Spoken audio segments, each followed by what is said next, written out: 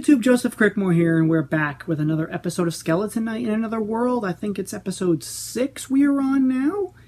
We are moving, so Ark and Ariane have reached Lalatoya. I only noticed this after last episode again, and it's a funny thing to notice. There's a lot of Canadian aspects of the elves. Ariane, Glenys, Maple, and the Forest of Maple or whatever. So there was something else. Oh, the Canada stuff, right? I think Canada was actually said in the show. That's right. So there was an observation I noticed afterwards, so I thought I'd bring it up here. But we've reached Lalatoya, we've reached the settlement of the elves, and Ark is gonna, join up with them because of the thing he and Ariane promised each other last episode. And the human princess, I'm forgetting her name, because wow, that stuff really came out of nowhere. Or it's a case of, why can't captions on screen just be English? Why? Like, you know what? That is a good question. Why can't it be Japanese and English? I'm sure there are Japanese people who can understand English and would prefer not to read something on screen in that language if they would prefer to read it in another language. I'm not saying I know anyone like that, but why can't it be both? Why does it have to be one or the other? Whatever. That's why I like buying physical copies of anime, because physical Blu-rays are very good with getting the captions when you're watching an English dub. That way, you're not missing anything. But, not every show gets a Blu-ray these days. It's actually very sad. I know of like 5 shows that I've watched in my life, 5 anime specifically, that I would love to have on Blu-ray, but they've never made one for him. And I know some series take forever. I remember Jujutsu Kaisen took well over 6 years or something for them to get season 1 on Blu-ray, but that was because of Crunchyroll and Funimation merging, and that was a weird deal thing, and it took so long. But there are some series that just don't get a Blu-ray ever. Undead Murder Farce, that's pushing up 3 years now. Rokudo's Bad Girls, that one never even got an English dub. Okay, there's an example. 2 anime that I have watched, one of which on the channel, someone on the channel has covered it, I should say, but those 2 never got an English dub, and neither of them got a Blu-ray either. I could have said Farming Life in Another World, but that one technically got dubbed a year later, literally to the day.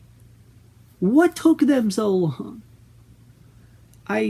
What is happening these days? Some anime get lucky and they get a dub the same release day as episodes drop. Simuldub should be the way it is handled. But not every show gets the lucky simuldub. Some dubs take the typical 2 weeks before they start, because you have to, do the casting to make sure it's the same people from if they were those characters before, and then you have to cast for the new characters, and yada yada yada. It's making me scared for a ton of ones coming up in the future, where it's because I don't want to wait for those episodes to get dubbed, but at the same time, the early bird gets the worm, and so it puts me in this weird debacle, this weird dilemma. And the one that I've been hyping up, this whole channel, I have tons of videos on it already, live stream read-throughs of it. I really, crossing my fingers, backstabbed in a backwater dungeon, is a simuldub. Because I would probably be so impatient to wait 2 weeks that I would probably just start watching as it came out. But I don't want that to happen. So, in any case, we're on this episode. Things are going down. It's going to be a blast. So, next time you see me will be that post-episode discussion. And cut. Okay, post-episode discussion time, and this was the intermission episode. The time between the whole beginning of the series and before we move on to all the stuff that's going to happen at the end of this series. So we have reached Lalatoya. We have met the elder of the village, aka Ariane's parents, which that will explain why she took so long to get to Ark, besides telling his whole story. Because it's just, parents wanting to see their daughter again, so of course you lose track of time there. Then all the elders got together about the whole situation with attacking the Lord of Diento, as well as the treaty situation and how this could spark another war.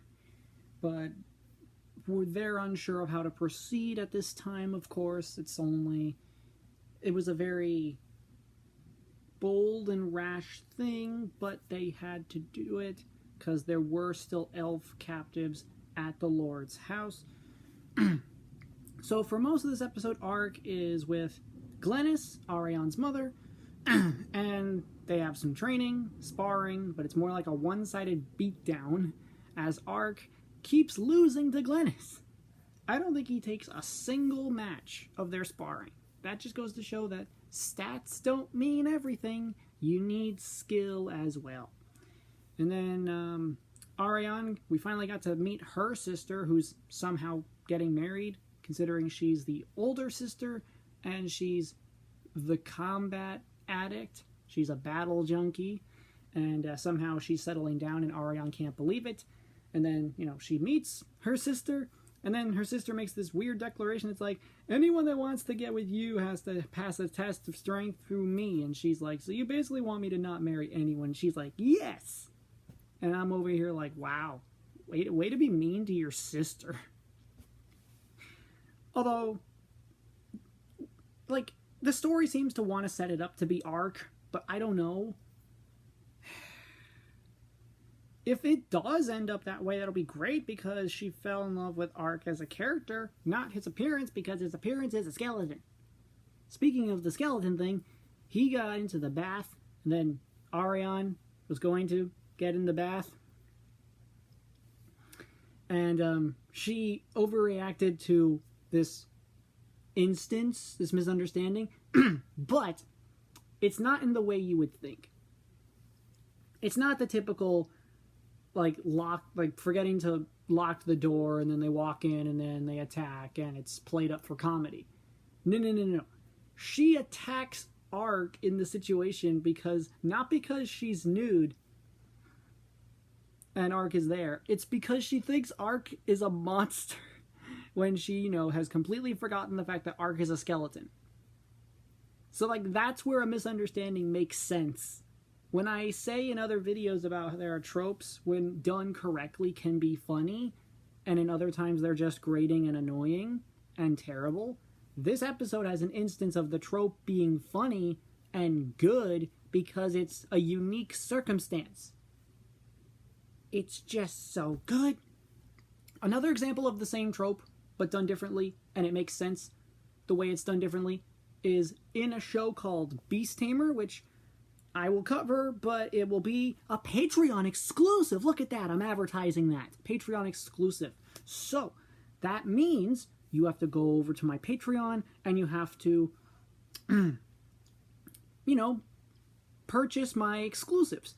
And I have since recently made it so that any collection that is only a single season will be $5.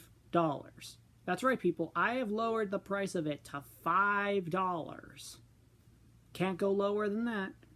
But the ones that will stay $10 are the collections that will contain more than one season.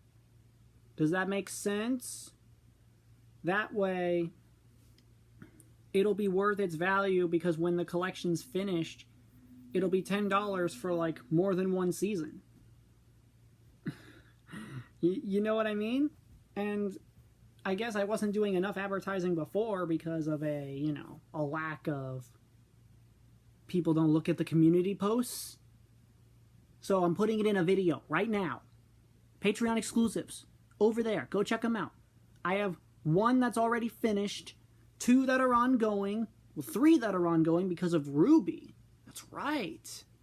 Can't forget that I have Ruby ongoing as well. That's right, people. Ruby's over there. I did all of Volume 1, and if my schedule is correct and I'm able to pull it off, this weekend will be Volume 2 of Ruby. And then Dino Trucks is ongoing, Iron Man is ongoing. The one that will replace Iron Man Season 1 will be Beaufry. I'm done putting the brakes on that one. I'm done halting that one. We are finally going to just get right into that one and have a blast. And then we'll keep going from there. So I just thought I'd advertise that there are Patreon exclusive things. Beast Tamer is going to be a part of another one of those polls for the Patreon only stuff. It'll be for the future. And man, this episode was great. Just to get back to Skeleton Knight now, the episode itself was just a fun vibe of taking downtime before we get back on the mission and everything. I recognized Glenys' voice actor. I don't know her name, but I've heard her in stuff before. But I've not heard her father's voice in anything, I don't think, or her sister. So if you recognize them, feel free to comment below, of course. And yeah, let's move on right to the next one. So thank you all so much for watching. Hope you liked it. Hit the like button, subscribe, share the video with a friend. Make sure you join the Patreon. Like I said, there are exclusives over there. And if you're a member of the Patreon, you get notified when my stuff gets uploaded before it goes to YouTube. Fancy that. But speaking of notifications, of course, keep your notifications on, because as always, I will see you in the next one. Goodbye.